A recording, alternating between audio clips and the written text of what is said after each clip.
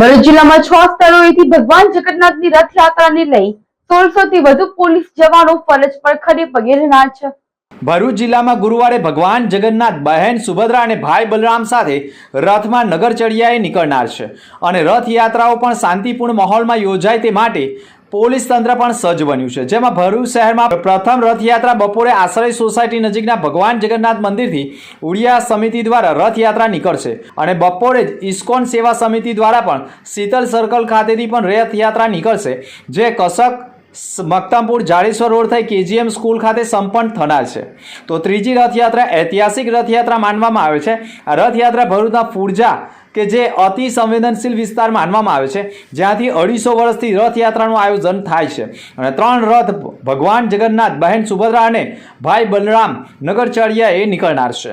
અંકલેશ્વર ખાતે પણ 2 રથયાત્રાના આયોજન થનાર છે, જેમાં અંકલેશ્વર GIDCમાં ઉદ્યોગપતિઓ દ્વારા ભગવાન જગન્નાથની રથયાત્રાનું આયોજન, તો બીજી રથયાત્રા અંકલેશ્વરના શહેરી વિસ્તાર ભરૂચી નાકા નજીકથી રથયાત્રાનું પ્રસ્થાન થનાર છે। તો ઝઘડિયા તાલુકામાં પણ ભગવાન જગન્નાથની રથયાત્રાનું આયોજન કરાયું છે, જેમાં રથયાત્રા ભીડભંજન હનુમાન મંદિર નજીકથી પ્રસ્થાન થનાર હોય। આમ ભરૂચ જિલ્લામાંથી 6 સ્થળોથી ભગવાન જગન્નાથ, બહેન સુભદ્રા અને ભાઈ બલરામ નગરચર્યાએ નીકળી નગરજનોને આશીર્વચન આપનાર છે। ભરૂચ જિલ્લામાં 6 રથયાત્રા ઉપર ચુસ્ત પોલીસ બંદોબસ્ત રહેશે, જેમાં Bharuch 1 SP, 5 DYSP, 19 PI, 46 PSI, 879 police જવાનો, 500 હોમગાર્ડ જવાનો, 200 GID જવાન, 1 ટીમ SRP ગ્રુપ તથા બોડી 1 કેમેરા 3, ડ્રોન કેમેરા 2 સહિત નેત્રમ કેમેરા કંટ્રોલ ઉપર પણ સતત નજર રાખવામાં આવનાર છે।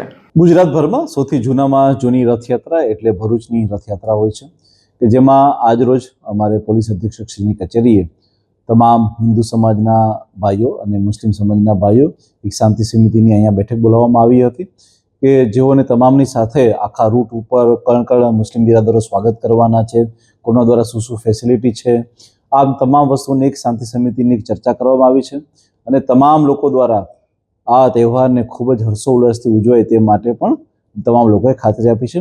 આ સિવાય પોલીસ પ્રત્યેની જે ભાવના હતી એ તમામ લોકોએ વ્યક્ત કરી છે અને પોલીસની જે પ્રિપેરેશન જે છે એ તમામ અમારી BDD's team, QR team, LCB SOGની ટીમ અને મોટી સંખ્યામાં અમારા DYSP, PI અને PSOની ટીમ દ્વારા આજના દિવસે પણ ફ્લેગ માર્ચ છે અને ત્યારબાદ જે છે આવતીકાલે અમારા દ્વારા ફ્લેગ માર્ચ અને 16મી તારીખે ભગવાન જગન્નાથની એકચ્યુઅલ રથયાત્રાના દિવસે પોલીસ દ્વારા કયા પ્રકારની પ્રિપેરેશન છે એ તમામ વસ્તુઓ જે છે લોકોને જાણ કરવામાં આવી છે।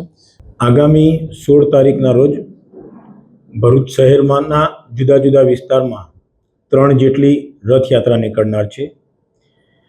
ભરૂચ શહેરમાં આ ત્રણેય રથયાત્રાઓ બહુ શાંતિમય વાતાવરણમાં નીકળે અને આ રથયાત્રાનો પ્રસંગ શાંતિપૂર્ણ અને ભાઈચારાના વાતાવરણમાં પાર પડે તે હેતુસર આજે ભરૂચ શહેરના હિન્દુ મુસ્લિમ બંને કોમોના આગેવાનોની આજે એક શાંતિ સમિતિની એક મિટિંગ બોલાવવામાં આવેલી હતી અને તેઓને આ બાબતે અપીલ કરવામાં આવેલી હતી। તો બંને સમુદાયના આગેવાનોએ આ યાત્રા પ્રસંગ બહુ શાંતિમય વાતાવરણમાં પૂર્ણ થશે એવી ખાતરી આપેલી છે। 16 जुलाई गुरुवार और आषाढ़ी बीज के दिन शीतल सर्कल से दोपहर को 3 बजे आरंभ होगी। वहां से आरंभ होकर कसक सर्कल, मुक्तमपुर, ज्योतिनगर, तुलसीधाम, चामुंडा माता का मंदिर, जाडेश्वर बस स्टैंड और वहां से KGM हाई स्कूल के ग्राउंड में ये रथ यात्रा पूर्णाहुति होगी।